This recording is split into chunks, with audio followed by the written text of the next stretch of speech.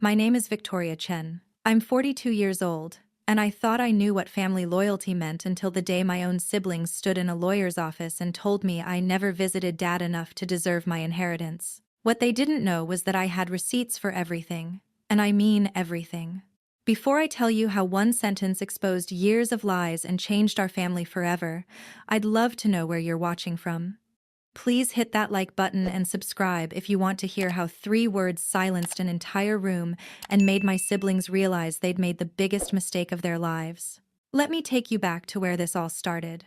Growing up as the middle child between my older brother Marcus and younger sister Elena wasn't easy. Dad was a hard-working electrician who built his small contracting business from nothing, and Mom was a school teacher who kept our family grounded. We weren't wealthy, but we were comfortable, living in a modest 2-story house in Portland that Dad had renovated himself. Marcus, 5 years older than me, was always the golden boy. Star athlete in high school, went to college on a partial scholarship, and returned home to work in Dad's business. He lived just 10 minutes away with his wife Sarah and their 2 kids, making him the convenient choice for family Sunday dinners and impromptu visits. Elena, 3 years younger, was the baby who could do no wrong. She studied nursing, married her college sweetheart, and settled 20 minutes across town. Like Marcus, she was always available for family events, always present for the casual drop-ins that seemed to define closeness in our family. Then there was me, Victoria, the one who left Portland for college and never came back. I studied architecture at Berkeley, fell in love with the profession, and built a successful career designing commercial buildings in San Francisco. I owned a beautiful condo in the Mission District, drove a reliable Lexus, and had finally achieved the financial stability that had always been Dad's dream for us kids. But success came with sacrifice. A 6-hour drive separated me from family dinners. My career demanded long hours and frequent travel for project sites. I was single, having never found someone who understood my drive and ambition. My visits home became scheduled rather than spontaneous, major holidays, birthdays, and planned weekends when I could manage the time. This distance, both physical and lifestyle-based, created a narrative about me that I didn't fully understand until much later. I was the absent daughter, the one too busy with her big city life to care about family. Marcus and Elena, with their convenient proximity and traditional family structures, became the devoted children by default. 3 years ago, everything changed when Dad had his first heart attack. I was in the middle of a major project, designing a new office complex downtown, when Mom called, her voice shaking with panic. "Victoria, you need to come home. Your father's in the hospital." I dropped everything, canceled meetings, postponed deadlines, and drove straight to Portland. Dad survived, but the doctors were clear. His heart was severely damaged. He would need ongoing care, lifestyle changes, and constant monitoring. That's when I made a decision that would define the next 3 years of my life. I restructured my entire career to be more available for Dad's care. I negotiated with my firm to work remotely 2 weeks per month, allowing me to spend extended periods in Portland. I rented a small apartment near my parents' house and essentially lived a double life: successful architect in San Francisco, devoted daughter in Portland. The financial impact was immediate and significant. Remote work meant turning down lucrative on-site projects. The Portland apartment was an additional $1,200 monthly expense. Gas, flights, and constant travel added up quickly, but I didn't hesitate. This was Dad, the man who had worked double shifts to pay for my college, who had never missed one of my school presentations, who had celebrated every promotion with genuine pride. Over the next 3 years, I became Dad's primary advocate and caregiver coordinator. When his cardiologist recommended a specialized treatment only available in Seattle, I researched the doctors, scheduled the appointments, and drove him to every session. When insurance denied coverage for his cardiac rehabilitation, I paid the 8-0 out of pocket. The expenses kept mounting. Dad's medications cost $400 monthly, not fully covered by Medicare. I covered it. When he needed a hospital bed for home recovery, insurance wouldn't approve it. I bought one for $200-300. His cardiac diet required expensive organic foods and supplements that Mom's teacher pension couldn't accommodate. I handled the grocery bills, Marcus and Elena were supportive in their way. They visited regularly, helped with day-to-day care when I was in San Francisco, and provided emotional support. But when it came to the financial reality of Dad's declining health, they consistently deferred to me. "You make more money?" Marcus would say. "We can barely afford our own kids' expenses," Elena would add. I didn't mind. Actually, I felt honored to be able to provide for Dad in his time of need. This was my way of showing love, of being the daughter he deserved despite my physical absence during healthier times. The most significant expense came 18 months ago when Dad needed emergency triple bypass surgery. The procedure itself was covered by insurance, but the complications weren't. He developed an infection that required an additional week in ICU, specialized treatments, and follow-up procedures that insurance deemed experimental. The bills were staggering. 23,000 for the extended ICU stay, 12,000 for the specialized infection treatment, 8,000 for follow-up procedures. Mom was overwhelmed, crying over the kitchen table as she tried to understand the medical bills and insurance denials. "Don't worry about it," I told her, pulling out my credit card. "Dad needs this treatment. I'll handle it." I liquidated my retirement savings, took out a personal loan, put expenses on credit cards. The total cost of Dad's extended care over 3 years reached 47,000. Every penny came from my accounts, my savings, my future financial security. But Dad recovered. He was weak, needed ongoing care, but he was alive and relatively stable. We settled into a routine where I spent 2 weeks each month in Portland, managing his care, coordinating with doctors, and ensuring he had everything he needed. Marcus and Elena continued their regular visits, but the financial responsibility remained mine. They both knew I was covering Dad's expenses. I wasn't secretive about it, but the specific amounts were never discussed. I suppose they assumed it was manageable for me, that my architect salary made these expenses insignificant. 6 months ago, Dad's condition began deteriorating rapidly. The heart failure was progressing despite all treatments.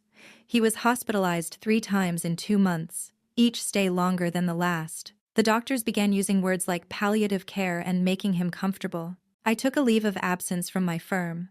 The Portland department became my permanent residence as I coordinated hospice care, managed Dad's comfort, and tried to prepare our family for the inevitable. Dad passed away on a Tuesday morning in March, surrounded by family. I was holding his hand along with Mom, Marcus, and Elena. It was peaceful as these moments can be, and I felt grateful that we'd had those 3 years of extra time together. The immediate aftermath was a blur of funeral arrangements, family notifications, and legal requirements. I handled everything, just as I had with Dad's medical care. I chose the funeral home, selected the casket, arranged the service, wrote the obituary, and coordinated with the cemetery. The funeral was beautiful. Dad would have loved it. The church was full of people whose lives he'd touched, former employees, neighbors, family friends. Marcus and Elena spoke eloquently about their memories. I shared stories about Dad's pride in his work and his dedication to family. The total cost of the funeral and burial was 15,000. The funeral director asked about payment arrangements, and I simply handed over my credit card, just as I had for everything else related to Dad's care. A week after the funeral, Dad's lawyer, Mr. Peterson, called to schedule a reading of the will. This seemed straightforward. Dad had always been organized about his affairs, and he'd mentioned updating his will after his heart attack 3 years ago. We gathered in Mr. Peterson's office on a Thursday afternoon. Mom, Marcus, Elena, and myself, along with Sarah and Elena's husband David. The office was traditional: dark wood, leather chairs, law books lining the walls. Mr. Peterson was a man in his 60s who had handled Dad's business legal needs for over 20 years. "First, let me express my condolences," Mr. Peterson began. "Your father was a good man, and I was honored to serve as his attorney." He opened a folder and removed several documents. "Now, regarding Robert's will, he did indeed update this document 3 years ago, shortly after his heart attack. I felt comfortable, even proud.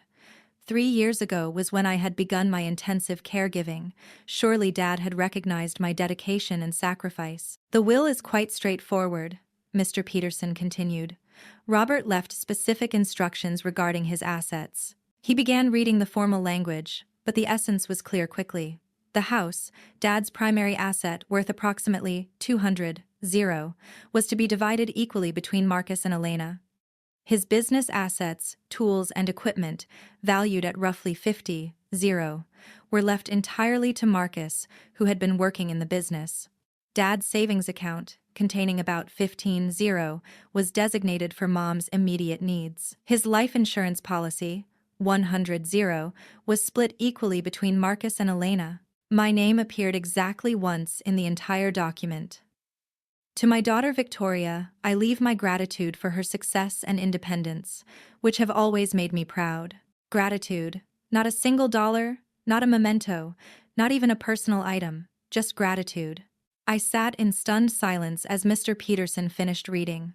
The total value of Dad's estate was approximately 365, Marcus and Elena would split 350 worth of assets. I would receive nothing tangible. The silence in the room was deafening. Mom looked confused, glancing between the lawyer and her children. Sarah and David seemed uncomfortable, clearly not expecting this outcome. Marcus was the first to speak, and his words changed everything. "Well," he said, his voice carrying a tone I'd never heard before, "I guess this makes sense. Victoria never really visited Dad enough to deserve an inheritance." Elena nodded in agreement. She was always too busy with her career to spend real time with him. Marcus and I were the ones who were actually here. The cruelty of these statements hit me like physical blows. After 3 years of restructuring my entire life around Dad's care, after spending my life savings on his treatment, after sacrificing my career advancement to be his primary caregiver, my siblings were suggesting I hadn't done enough. Victoria made her choice to live in San Francisco, Marcus continued, warming to his theme. She chose her career over family. It's only fair that the people who actually took care of Dad should inherit his assets. I looked at Mom, hoping for some defense, some acknowledgement of what I had actually done for Dad, but she seemed overwhelmed by the legal proceedings and family dynamics, remaining silent. That's when something inside me snapped. Not into anger, but into a cold, clear determination to set the record straight. I reached into my purse and pulled out a folder I had brought, not expecting to need it, but having developed a habit of keeping Dad's medical records organized and accessible. "You're absolutely right, Marcus," I said, my voice steady despite the adrenaline coursing through my veins. I made choices about Dad's care based on what I thought was most important. I opened the folder and began laying documents on Mr. Peterson's conference table. "This is the receipt for Dad's emergency cardiac treatment in Seattle, 8-0. I paid it." I placed another document down. "This is the bill for his specialized infection treatment after the bypass surgery, 12-0. I paid it." Another document. "Extended ICU stay when insurance denied coverage, 23-0. I paid it." The room was getting quieter with each document I placed. "Monthly medications not covered by Medicare, $400 per month for 3 years, 14,400 total. I paid it." Marcus and Elena were staring at the growing pile of receipts and medical bills. "Home hospital bed, 2,300. Cardiac rehabilitation program, 8-0. Specialized diet and supplements, 6-0 over 3 years. I looked up at my siblings, who had gone completely pale. "The funeral you both spoke so beautifully at. The casket Dad is buried in. The church service. The cemetery plot. The headstone that will mark his grave. 15-0 total. I paid for all of it." The silence in the room was absolute now. Even Mr. Peterson was staring at the documents spread across his table. "The total amount I spent on Dad's care over the past 3 years is 47-0, I continued. "That's my retirement savings, a personal loan I'm still paying off, and credit card debt that will take me years to eliminate." I gathered the documents back into my folder, my hands steady despite the emotional magnitude of the moment. "So, you're absolutely right, Marcus. I never visited Dad enough. I was too busy paying for him to stay alive." The transformation in the room was immediate and profound. Marcus couldn't meet my eyes. Elena had tears streaming down her face. Mom was staring at me with a mixture of shock and realization. I didn't know, Mom whispered. Victoria, I had no idea you were covering all of those expenses. I asked you not to worry about the money, I replied gently. I wanted Dad to get the best care possible without anyone feeling guilty about the cost. Mr. Peterson cleared his throat. I think there may have been some misunderstanding about the family dynamics when this will was written. Marcus finally found his voice, but it was shaky and uncertain. Victoria, we thought. I mean, insurance covered most of Dad's care, didn't it? Insurance covered the basic approved treatments, I explained. But Dad needed more than basic care to survive. Every time a treatment was denied or a procedure was deemed experimental, I made sure he got it anyway. Elena was crying openly now. We didn't know about the money. We thought because you lived far away. You thought I didn't care enough, I finished for her. You thought my physical distance meant emotional distance. The truth was settling over the room like a heavy blanket. For 3 years, while Marcus and Elena provided emotional support and regular visits, I had been quietly ensuring Dad received life-saving medical care that would have been impossible on Mom's teacher pension. The will was written based on Dad's perception of who was most present, I continued. But presence can be measured in different ways. You were present for Sunday dinners and casual visits. I was present for every medical crisis, every insurance denial, every financial emergency. Mr. Peterson was reviewing the will with new understanding. Robert wrote this will believing that Marcus and Elena were his primary caregivers. If he had known about the extent of Victoria's financial support, he would have written it differently, Mom finished, her voice barely audible. The room fell silent again as everyone processed this revelation. The inheritance that had seemed so straightforward 10 minutes earlier now felt completely wrong. Marcus was the first to speak, his earlier confidence completely gone. Victoria, I'm so sorry. We had no idea about any of this. You never asked, I replied, not cruelly, but factually. When Dad needed expensive treatment, you said I could afford it better. When insurance denied coverage, you suggested I handle it. You assumed I was managing the money because it was easy for me, not because I was sacrificing my own financial security. Elena spoke through her tears. We thought you were just taking care of paperwork and logistics. We didn't realize you were paying for everything. Dad knew, I said quietly. He knew I was covering his expenses, but I asked him not to burden you with the financial details. I wanted him to focus on getting better, not on feeling guilty about money. The implications of this were sinking in for everyone. Dad had written his will, believing his sons and daughters were contributing equally to his care. Marcus and Elena with time and presence, Victoria with occasional visits and presumably minor expenses. He had no idea that one daughter was quietly sacrificing her entire financial future to keep him alive. What do we do now? Marcus asked, looking around the room helplessly. Mr. Peterson cleared his throat. The will is legally valid as written. However, if the family wishes to redistribute assets based on new information, that can be arranged through mutual agreement. I held up my hand. I don't want Dad's money, I said firmly. That's not why I showed you these receipts. Everyone looked at me in surprise. I showed you this because I needed you to understand that love and dedication can't be measured in miles or Sunday dinner attendance. I restructured my entire life to care for Dad. I sacrificed my financial security to ensure he lived as long as possible with the best care available. I stood up, gathering my folder. Dad left me his gratitude, and honestly, that means more to me than any amount of money. Because Dad understood something you didn't, that I loved him enough to give him everything I had, quietly and without expectation of recognition. I paused at the door of the conference room. But I needed you to know that when you said I never visited Dad enough, you were talking to the person who made sure he survived long enough for those visits to matter.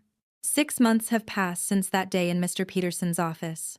The family dynamics have changed permanently, though not necessarily in ways anyone expected. Marcus and Elena insisted on giving me Dad's savings account and splitting the life insurance 3 ways instead of 2. I initially refused, but Mom convinced me to accept it, saying Dad would have wanted his financial contributions recognized. More importantly, my siblings now understand that my physical distance never meant emotional distance. Our relationships have actually grown stronger, built on a new foundation of honesty and mutual respect. I returned to San Francisco and my architectural practice, but with a different perspective on success and sacrifice. The financial hit from Dad's care will take years to recover from, but I wouldn't change a single decision I made.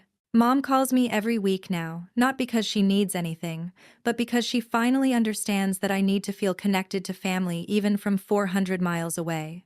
And whenever anyone in my family faces a medical crisis or financial emergency, they call me first. Not because they expect me to solve everything, but because they now know I will always put family first, regardless of the cost. Dad's gratitude, mentioned in his will, turned out to be the most valuable inheritance of all. Because it reminded me that love isn't always visible or convenient, but it's always worth fighting for. The woman who walked into that lawyer's office, feeling forgotten and undervalued, walked out knowing that the people who matter most finally understood her worth. Sometimes the most important battles aren't fought for money or recognition, but for the simple acknowledgement of love given freely and without condition. Have you ever had to prove your worth to family members who didn't understand your sacrifices? How did you find the courage to stand up for yourself? I'd love to hear your thoughts in the comments below. If this story resonated with you, please hit that like button and subscribe for more real-life stories about family, sacrifice, and finding your voice when it matters most.